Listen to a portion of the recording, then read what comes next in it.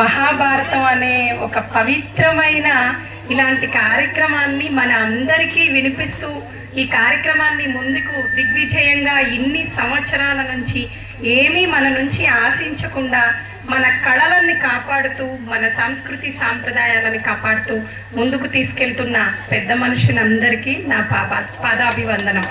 అలాగే ఈ కార్యక్రమాలకి ఓపికగా కూర్చుని వింటున్న అమ్మలకు, తల్లులకు, అన్నలకు, తండ్రులకు అందరికీ నమస్కారాలు తెలియచేస్తున్నాను. ఇక విషయానికి వస్తే ఇక్కడ ఒక ఫోటో పెట్టాం. ఆ ఫోటోలో ఉన్న రాణి పేరు అహల్యాబాయి. ఆవిడ మరాఠీ రాజ్యానికి ఒక రాణి. మన అందరికీ ఝాన్సీ లక్ష్మీబాయి గురించి తెలుసు కదా. ఆవిడ ఒక్కళ్ళ గురించే తెలుసు, కానీ ఈవిడ గురించి తెలీదు. ఎందుకంటే చరిత్రలో చెప్పలేదు, మన పుస్తకాలలో పాఠాలలో వివరించలేదు.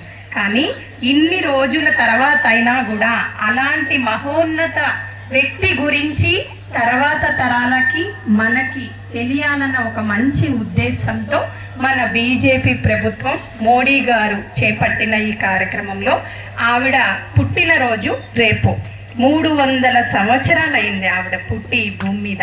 కాబట్టి 300 సంవత్సరాల శత జయంతి వార్షికోత్సవాలను మేము జరుపుకుంటున్నాం. మే 21 నుంచి మే 31 వరకు ఆంధ్రప్రదేశ్ మొత్తం జిల్లాల వారీగా ఆమె గురించి అందరికీ వీలున్న ప్రతి చోట తెలియచేస్తున్నాం. కాబట్టి 10 నిమిషాలు ఆమె గురించి చెప్పినప్పుడు ఆమె ఔన్నత్యాన్ని, ఆమె ఉన్నతిని, ఆమె కీర్తిని, ఎందుకు అంత మంచి పేరు తెచ్చుకుంది, ఆవిడ గురించి ఇవాళ ఎందుకు తెలుసుకోవాల్సింది అనేది జాగ్రత్తగా వినండి. అంతే, 10 నిమిషాలు టైం ఇవ్వండి.